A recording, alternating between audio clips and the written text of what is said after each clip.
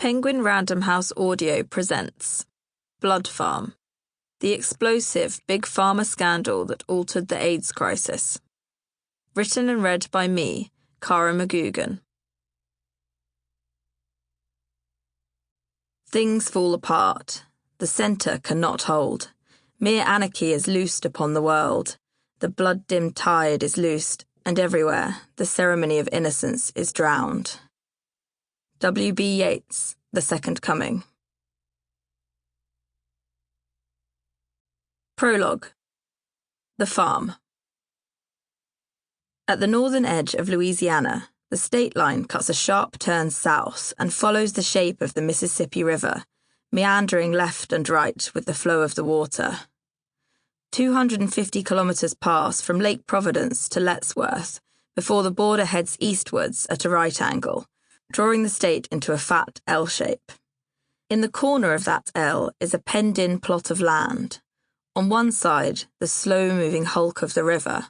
On the other, barbed wire fences. It's here that Isaac Franklin, co-founder of the largest slave trading company in the United States, created 7 plantations in the 1830s. Franklin brought in enslaved people to work the fields overlooking the river, harvesting sugarcane, cotton, and corn. From the break of day until nightfall, they toiled under the blistering southern sun. The subtropical climate in this region can be erratic. Periods of biting heat and overpowering mugginess are swept away by frenzied storms. Winter is a respite.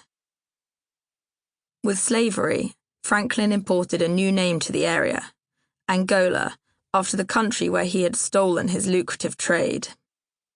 Following the abolition of slavery in 1865, Angola adapted, but failed to outgrow its roots. What was once a plantation became land farmed by leased convicts. Prisoners, many of them descendants of enslaved people, had to work for little or no recompense. By 1901, this arrangement was formalised, and Angola took on its contemporary form.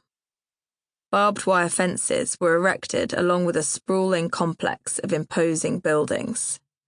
Angola was now Louisiana State Penitentiary. All the while, it retained its singular history of exploitation and brutality.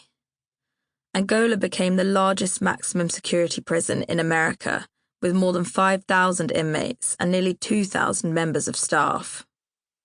Those serving time have committed the most violent crimes, including murder, rape, and armed robbery. Many have a life sentence with hard labour. And so it came to be that the fields surrounding Angola are lined with rows and rows of white crosses, marking the graves of the inmates who never escape its grounds, even in death. In the late months of 1997, a lawyer arrived at Angola. Tom Mull had driven up from New Orleans in his soft-top checker car, trundling 100 miles along a winding 2-lane road through Louisiana's swampy bayou.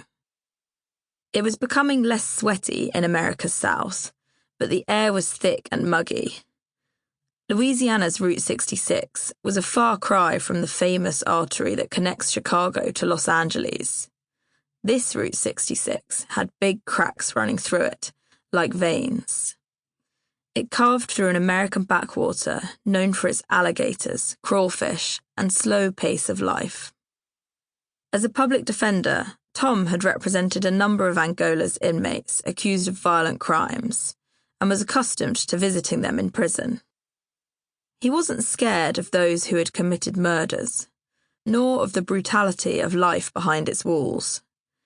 He believed that made him an unusual person.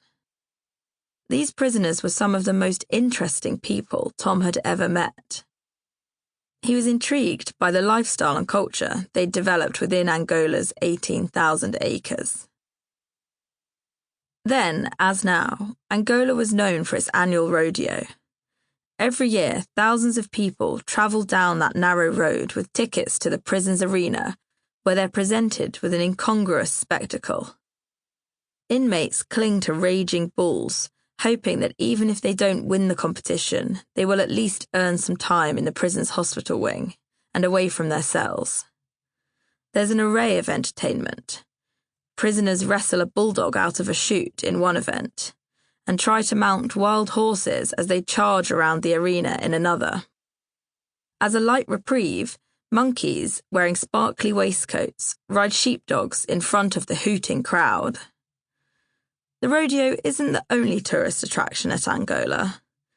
It also has a museum that documents its lethal history. The travelling electric chair from the 1940s. Descriptions of a great flood that washed disease and fear into the prison walls. And the story of the group of inmates who slashed their Achilles tendons in protest against forced labour. It was a slice of this culture that Tom was there to investigate. On this particular day in 1997, he wasn't thinking about his criminal clients. He had a new mission. He had been tipped off about a secret industry inside the prison walls. The greatest horrors tend to linger in the imagination, spawning further myths. That's perhaps why Louisiana State Penitentiary has so many nicknames. To some, it is still Angola. Others call it the farm, because inmates are forced to work the land. Every morning, they rise at a scheduled time and leave their cells for work. One group of prisoners harvests the fields, another waters the Prison View golf course and looks after the animals. Some have been known to make their own coffins in the prison workshop. It is also called the Alcatraz of the South, after riots and assaults became so commonplace in the 1950s that its reputation grew as notorious as that of the island fortress in San Francisco Bay. But there is another description of Louisiana State Penitentiary, one that Tom suspected could be its most fitting: America's bloodiest prison. Tom knew what to expect as he approached. There were the white barriers that suddenly cut the road short, and the sign warning visitors they could have their body cavities searched if they went further. He had heard the rumours of wolf-dog hybrids patrolling the grounds and seen the armed guards on horseback, but that wouldn't deter him. He passed smoothly through the layers of security. As guards checked his identity and rifled through his possessions, he thought about his time in the US Air Force and the checkpoints he would go through to enter the Pentagon. He pushed down the memories, trying to block the trauma from surfacing. Tom liked to think of himself as a modern-day Don Quixote on a chivalrous quest to help people.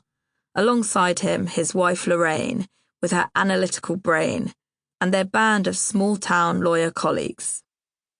Their lives were an organised chaos, travelling back and forth between Louisiana, where their law practice was based, and Hawaii, where they later moved. They needed the mental break afforded by their second home. After all, they'd spent the best part of the 1990s investigating the needless deaths of thousands of American children, an investigation that had now brought him to Angola. The first family to approach the moles came from outside Baton Rouge, the state capital that lies between New Orleans and Angola. Karen and Gary Cross were terrified for their son, Darren Bradley, known as Brad, who was 15 at the time and had a terminal illness. Since that first meeting, more and more families had approached them until they had hundreds of clients. The guards were Tom's first port of call. He knew some of them from his many visits to the prison, so he approached with confidence. He wasn't fazed by the guns that hung from their torsos. He didn't feel the need for protection. When the inmates discovered the truth, he was sure they would want to help him. A guard took Tom to a private room. He said he knew a hunter had recently come across a trove of evidence buried in the land outside Angola, needles and medical equipment that Tom believed were proof of the secret industry in the prison. He had spoken to a former inmate and the editor of the prison newspaper, The Angolite, both of whom were scared to testify because of the repercussions they could face. The guards were initially reticent too. If they gave Tom Sample complete. Ready to continue?